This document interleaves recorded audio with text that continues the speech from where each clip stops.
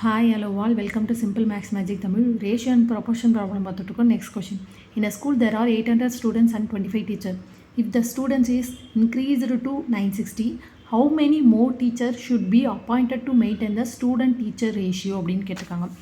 இப்போ student teacher ratio வந்து கிவனில் கொடுத்துருக்கிறது படி பார்த்தா 32:1 வரும். இதே ரேஷியோ மெயின்டைன் பண்ணோம். ஆனால் இன்னும் இப்போ வந்து ஸ்டூடெண்ட்ஸ் வந்து 960 ஆயிருக்காங்க. அப்போ டீச்சர் வந்து எவ்வளோ இன்க்ரீஸ் பண்ணால் இதே ரேஷியோ மெயின்டைன் பண்ணலாம் அப்படின்றது தான் கொஷின்.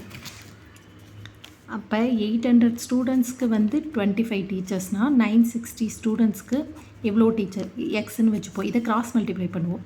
இப்போ 800 into X is equal to 25 into 960. 800 வந்து 25ஆல் கேன்சல் பண்ணால் 32 வரும்.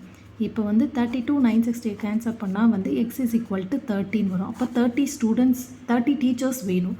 ஆல்ரெடி வந்து 25 டீச்சர்ஸ் இருக்காங்க. இப்போ 30 - 25 is equal to 5 teachers increase பண்ணணும். ஆன்சர் 5 தான். இந்த வீடியோ உங்களுக்கு பிடிச்சிருந்தால் லைக் பண்ணுங்கள், ஷேர் பண்ணுங்கள், மறக்காமல் சப்ஸ்கிரைப் பண்ணுங்கள். Thank you so much.